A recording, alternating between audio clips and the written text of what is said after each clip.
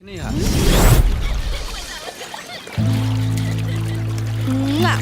चला अब जा, बहुत हो गई, बहुत नहा ले लो, जा। लेकिन कहीं जाइए हमार ना तमो से हमार बैंड बजा दी।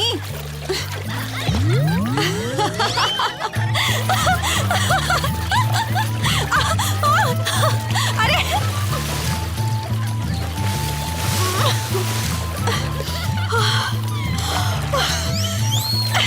रुका।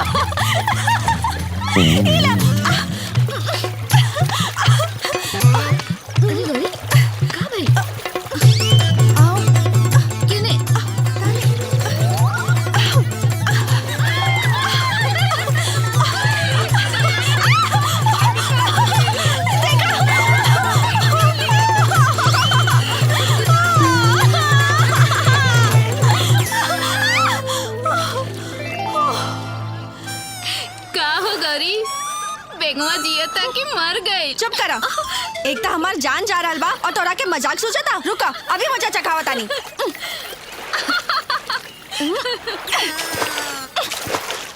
सीताराम सीताराम सीताराम सीताराम सीताराम सीताराम सीताराम सीताराम सीताराम सीताराम सीताराम सीताराम सीताराम। पंडित सटक सीताराम, पंडित लोटाधर तिवारी के परम शिष्य और एकलौता साला। बेचारे प्रवचन बचैता बने के शौक रखे लें, लेकिन साला गैस्ट्रिक के बीमारी सब सत्यानाश कर देवेला। अधिक खुश होना चाहे बोलना इनका खातिर घातक सिद्ध होला। अब भाई देखी जाए। पंडित जी प्रणाम। कल्याण हो जजमान, जय हो जय हो, जय सीताराम। आज राउर दर्शन का भइल, हमार भागे खुल गईल। रउआ मुखार बिन से निकले वाला हर शब्द रामबाण के समान बा महाराज। रउआ से बढ़ के बचेता है जवार में के बा। सचो? एकदम महाराज, तनी एगो चौपाई सुना दी। अच्छा अच्छा ठीक बा, तो ला सुना। सुनाई सुनाई महाराज। छोड़ी जजमान, जाई दी, दूसरे दिन सुन ले। आज कुछ और सुना जाई। भाग्य हमार मान जाई जजमान, एकदम रोश में बा। जवन आवत बा आवे दीही, मधुरम मधुरम सांस में चंदन के खुशबू समाइल जात बा। जादी जजमान, कबो बाद में सुन लेब। ना ना सुनाई महाराज।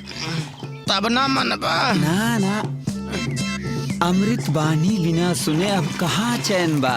बड़े भाग्य से भेटाइल बानी। हाँ तला सुना। अरे बाप रे, सरल फ्री में चौपाई सुनबा। ला सुना। मौसी जागा बाबू के घर डोमकच बा।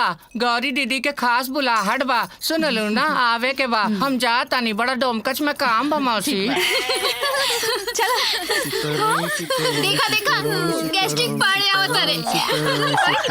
चला अपन अपन हाथ दिखावल जाए। वो काहे के? काहे कि सपनों के राजकुमार के बारे में तो उहे बताइए ना। तोहरा के जल्दी बा, हमरा के ब्याह करे के जल्दी नहीं के। गोड़ लागे तो नहीं पंडित जी। जय हो, खूब बनल रहा है फूलमती। पंडित जी, इनके हाथ के रेखा देख के बताई, इनके ब्याह कब होई? काहे ना हेने आवा। हेने ना एने। उ का बा ना, हमार दोनों दृष्टि तनी खराब बा, यही से हतवा हेने उन्ने चल जाला। जल्दीए होई। पीपरे के पेड़ में जल डाला। और हमार पंडित जी? तोरो जल्दीए होई। लेकिन कितना जल्दी पंडित जी? हाँ पंडित जी, तनी इनको बतावा, बहुत इमरजेंसी बा। सोचा। हाँ पंडित जी, रउआ तो ढेर रिश्ता जाना था कब। जल्दी से बताएंगी, झट मांगनी पट ब्याह हो जाए। तो सोची। तो का? अब भइले हमरो बियाह नइखे भइल। हमहू कुआरे बानी। अरे वो देखा इनकर छछुंदर कहीं के। अरे तेरी, आज तो मंजुआ के यहाँ रात जगह बा। चला चला जल्दी करो, ना तो देर हो जाई। चलो चलो चलो, गैस छोड़ कटे। अच्छा तो ई बात बा। जीजाजी लाल देह लाल।